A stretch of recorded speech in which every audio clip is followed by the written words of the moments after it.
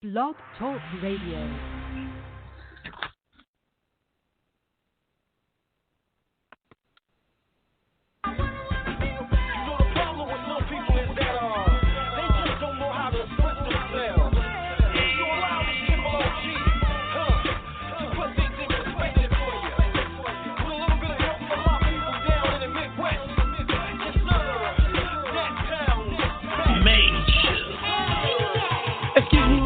But I like to get to know you better. See, you kinda busy, so I guess I send a letter. If the letter don't work, then I guess I'll approach it. If you can't socialize, I guess I coach you. Cause Jimin is far from the average knucklehead. I don't wanna spend most of my time in bed, but in case I have to get hard, I get hard like lead. And the proof is in the pudding, that's what my mom said. Baby, I stayed away too long.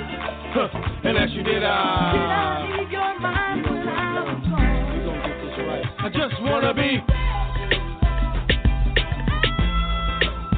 Just wanna be. Girl, I just wanna be. G-Man ain't no plaything. I just wanna be.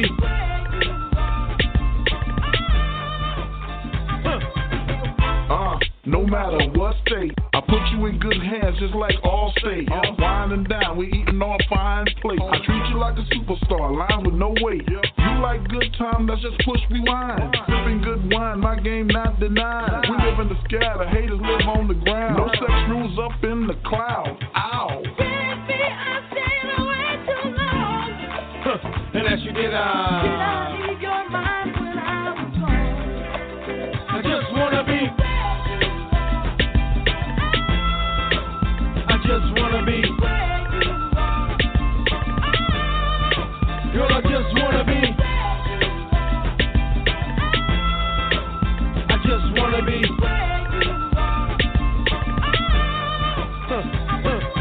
Sexy, you're so classy. Take you to my crib, get nasty. I'm a cowboy, you a big girl. Take a round trip, just a rocket world. Like shake, wobble, wobble, shake, shake. Boy, your mama don't need a bag. Shopping sprees of Bahamas. Roll with a king, it don't cost you $1. Eat that candy, watch it bust. Pinata. Baby, I stayed away too long. And as you did, Did I leave your mind when I was gone? I just wanna be. I just wanna be. Girl, I just wanna be. I just wanna be.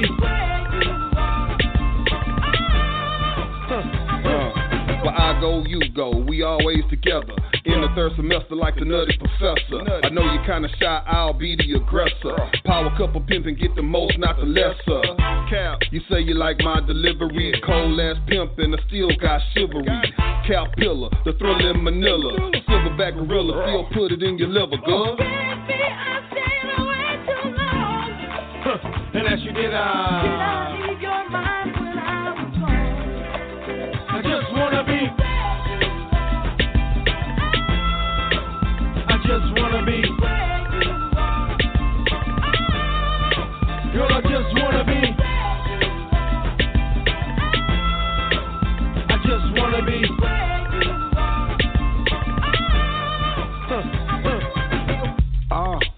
The original G-Man of hip-hop is back. 4 bros. Trust me, Bumpy gon' get his money.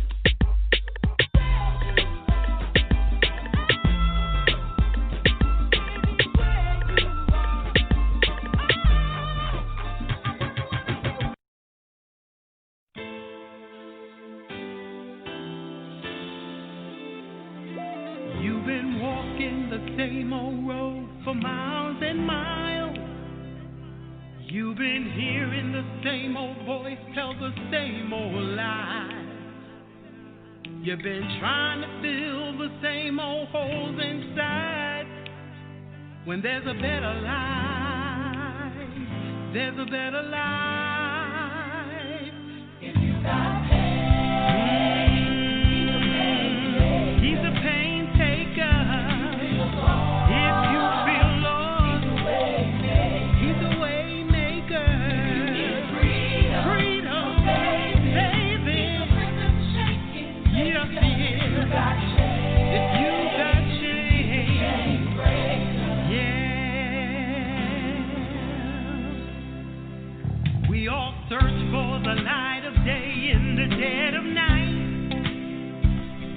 We all found ourselves worn out from the same old fight. We all run with things we know just ain't right. But there's a better life. There's a better life.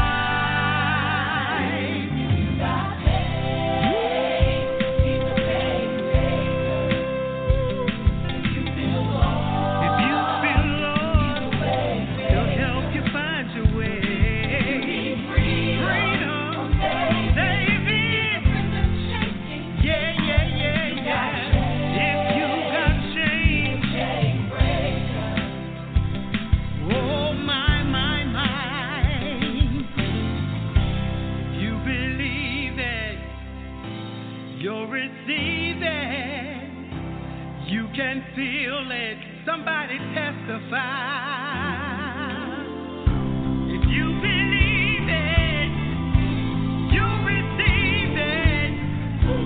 You can feel it. Somebody testify. You believe it. You receive it. You can feel it. Somebody testify.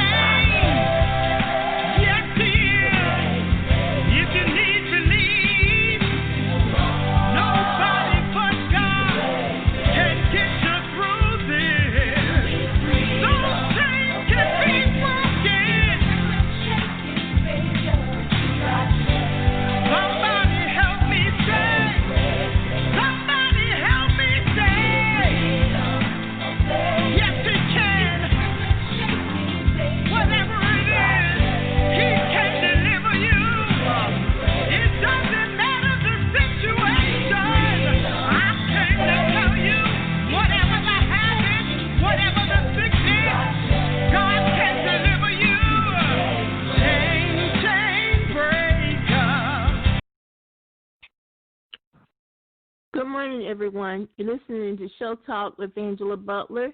Today, the interview is with Mr. Travis Hall. He is the son of Mr. Camara Hall, who is a young athlete who was attacked this year on September the 23rd, 2020. Camara has suffered injuries and post-traumatic stress syndrome, and on the show today is his father. How are you doing, Mr. Travis Hall? Hey, ma'am, how you doing? Just want to introduce myself. My name is Travis Hall. I'm the father of Kamara Reynolds Hall out of Columbia, South Carolina. We're a retired military family. My son was enrolled in a walk-on at the University of South Carolina. For you, the date that he was attacked was August the 23rd of this year, 2020. Some things about what happened with my son. My son was enrolled, and he was a walk-on at the University of South Carolina. This was supposed to be his most important time of his life. On August 16th, we moved him on campus to live on the University of South Carolina and accomplish the things he wanted to do academically and athletically. Well, on August 17th, my son went to visit a high school classmate on the University of South Carolina at Building 650 Lincoln Athletic Dorm. He went over to visit a friend, and while visiting a friend, they were out doing what young college kids do. You know, they introducing themselves and getting familiar with campus. And they were in that building over there to hang out at a party. But unfortunate things happened with my son on August the 17th. On August the 17th, my son came in contact with the Jamie Robinson and a John Dixon. Those individuals assumed that my son and his friend had opened their door, which the video cameras show that they did not, because I've already observed the cameras. Well, when they thought that those young men had opened their door, those young men were on that floor going to a party, which was just further down the hall. It was their first time on the floor, so they heard music from the room, and that was all it should have been. It should have stopped there. But those two individuals multiplied. They went from 2 to 13 individuals.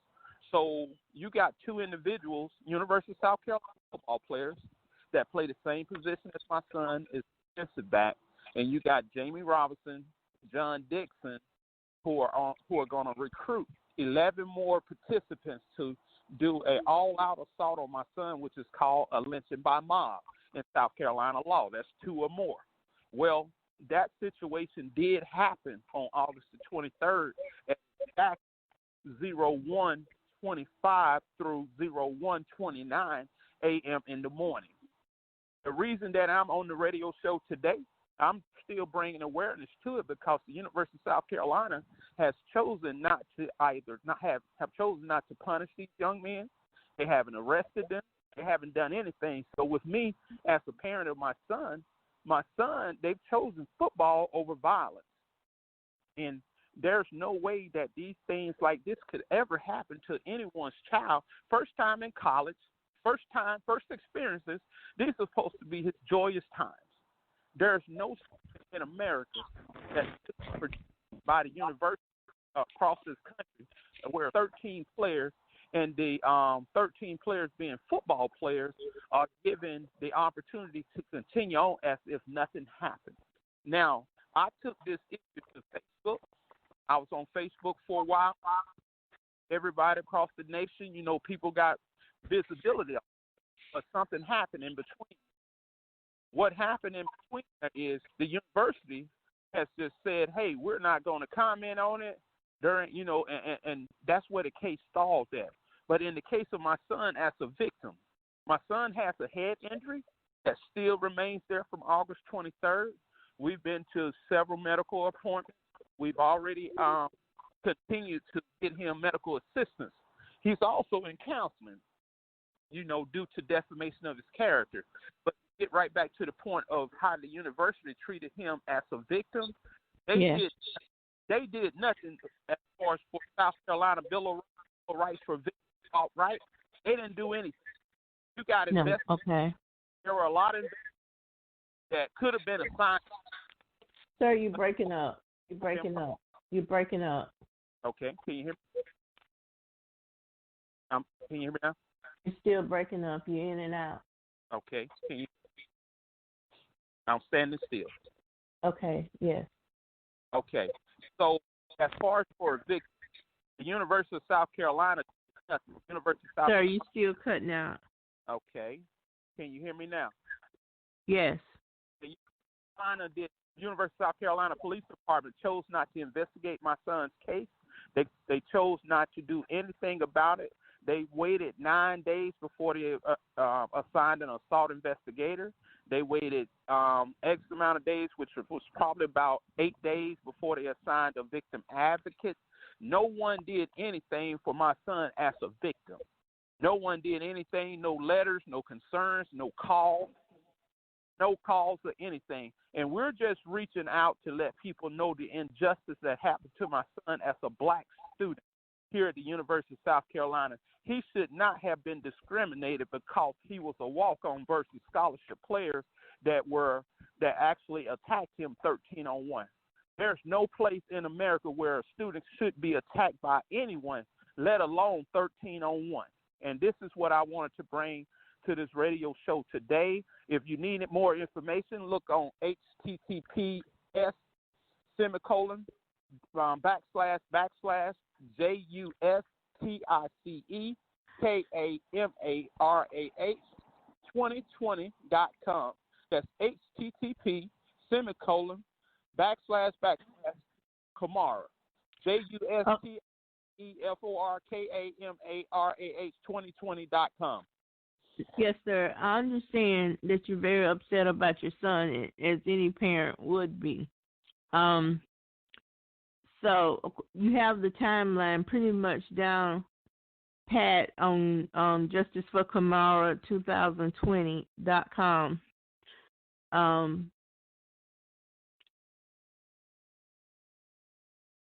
you said that his black life does not matter. The university did not address the attack. 13 University South Carolina football players a violent mob attacked your son Kamara.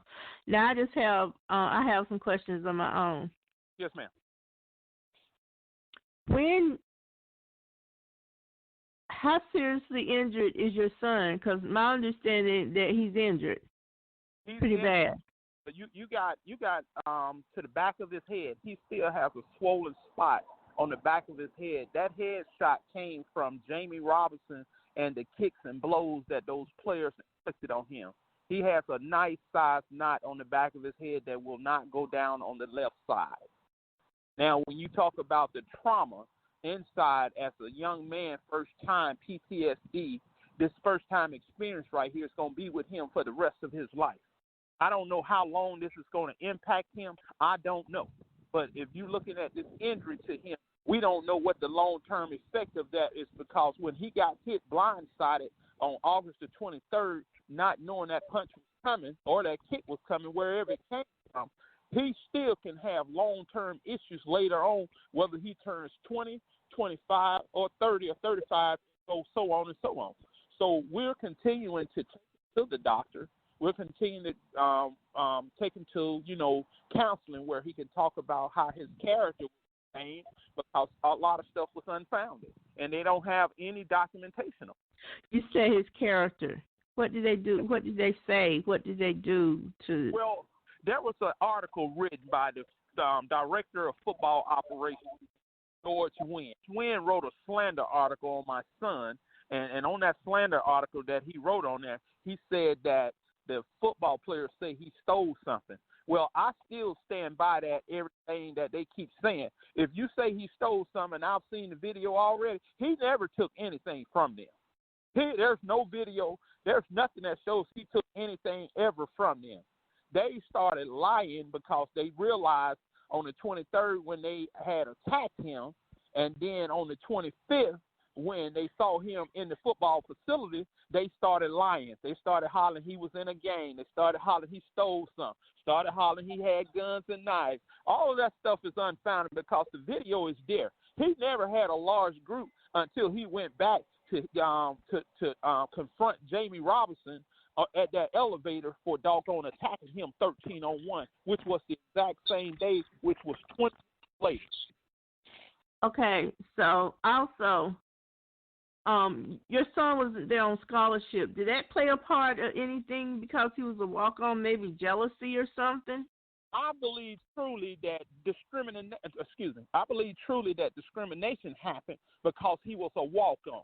Had he been a scholarship player, I think they would have worked that out within their facility. But because he was a walk-on, that made him expendable, which meant that by him being a walk-on, that meant I was paying his full way to school, which was no problem due to my military service, over 20 years. So he was going to school tuition free.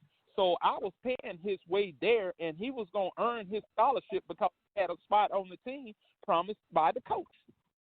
So when they realized, okay, let's just get rid of him, you can't just get rid of him without an investigation. Had you investigated and found out that these young men had lied, had attacked him, and you found that out, you would have known that these young men, you chose quantity. You chose quantity over quality.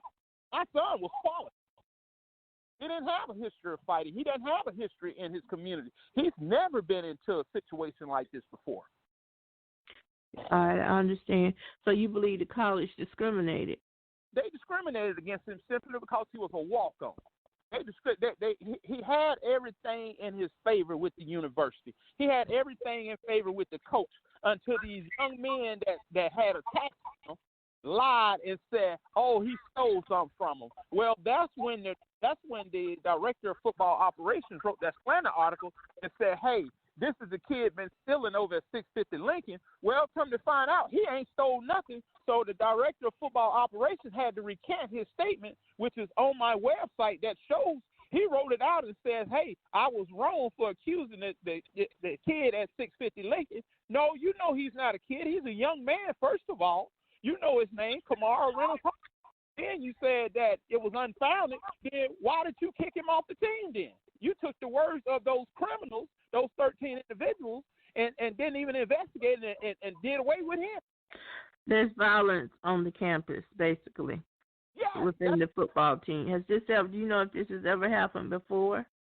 I don't know anything about it happening up there myself, first basis, because we chose that University of South Carolina. That was his dream school. That was his dream school.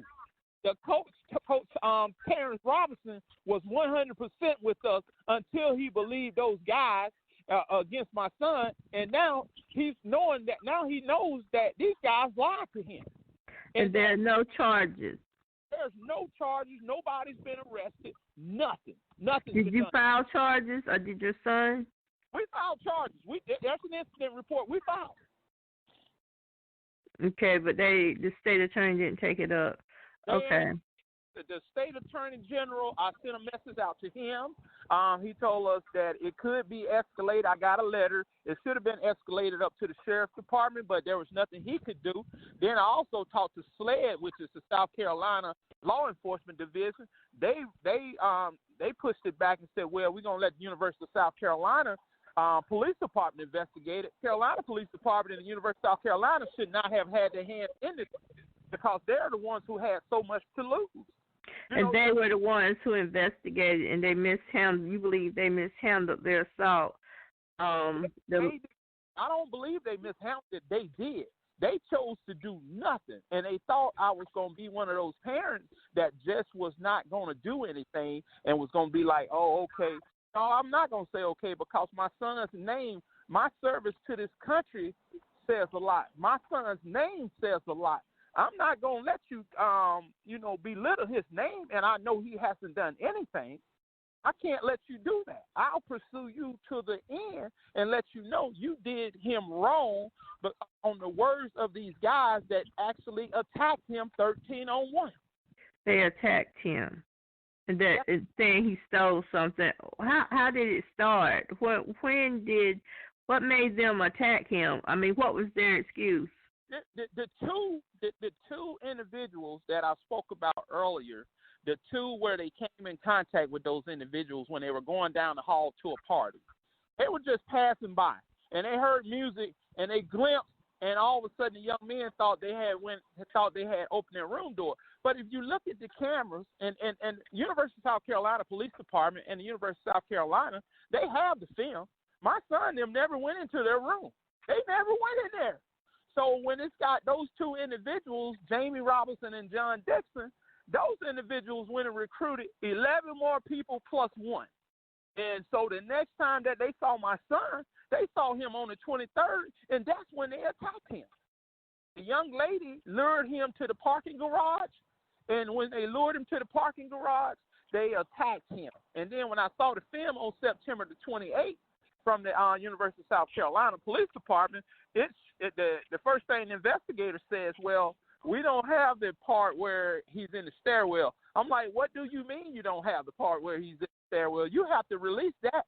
I said, because the part you're showing me where he's retreating and being assaulted, I said, no, you need to show all 13 of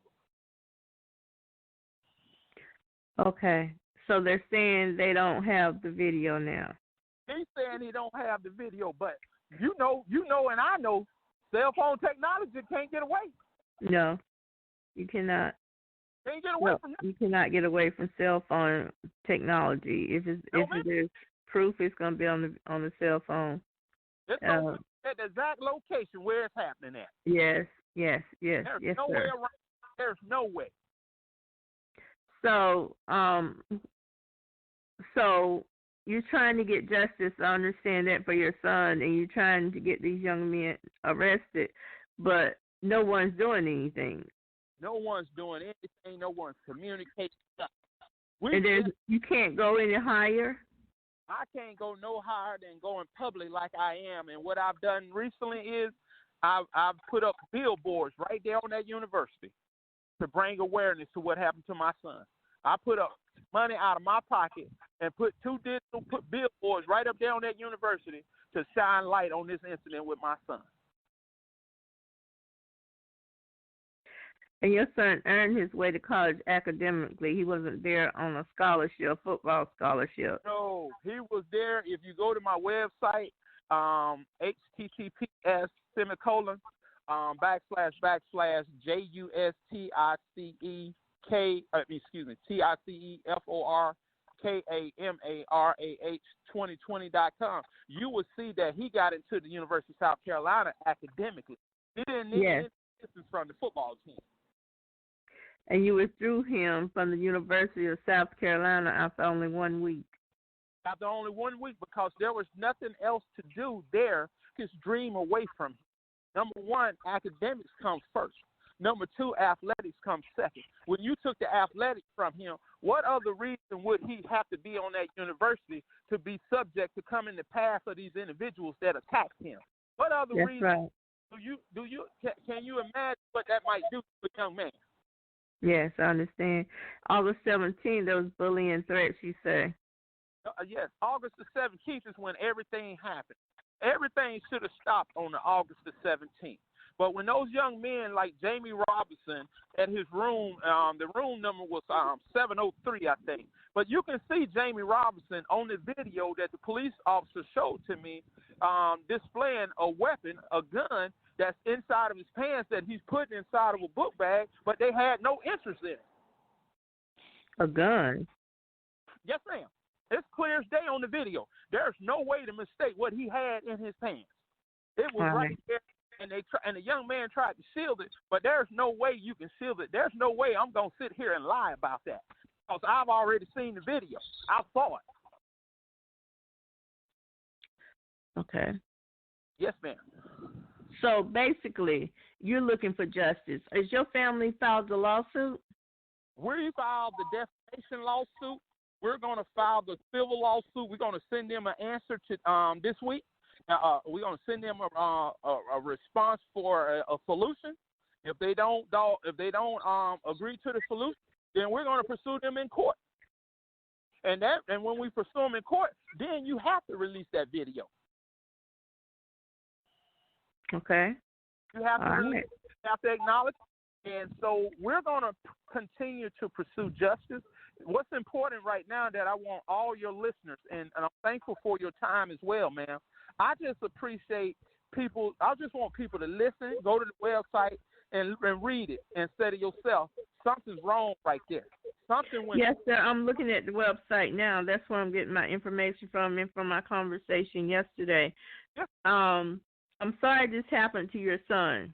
I'm sorry that his dream was ruined. I'm sorry that he's crushed, and I'm much more sorry that he's injured. Yes, ma'am.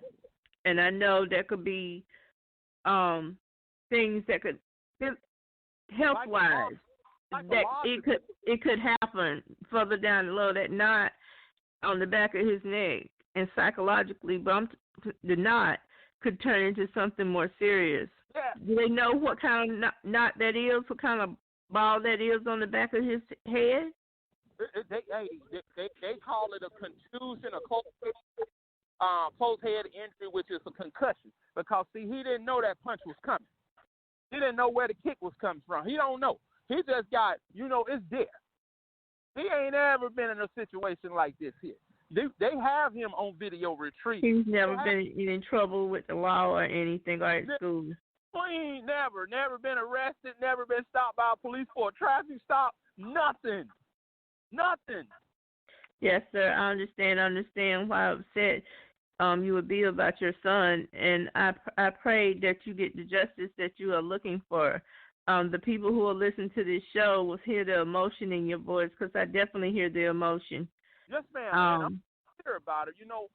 We're just, this was done to an 18-year-old. This is an 18-year-old young man. This is an 18-year-old young man that has a promising future, but you just now abbreviated it a little bit, and now we got to get him back on track psychologically and get him on track medically to make sure ain't nothing wrong long-term down the road. That's why I'm pursuing justice, is because how you treated him and how the injury happened to him. Had none of this happened, we wouldn't be here having an interview.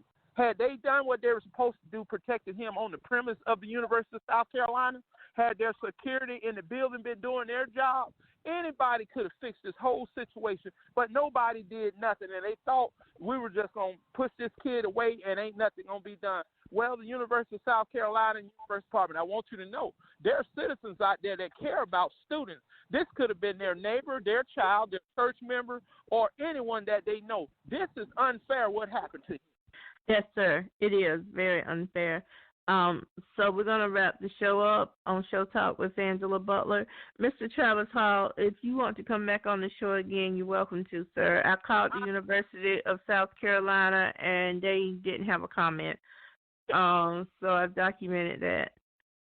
Send me a copy of, if you could call me after this here, send me a copy of it so I can put it on my Facebook page because I got to continue raising awareness. Yes, sir. Thank you for coming on Show Talk. Thank you, Ms. Angela Butler. Thank you.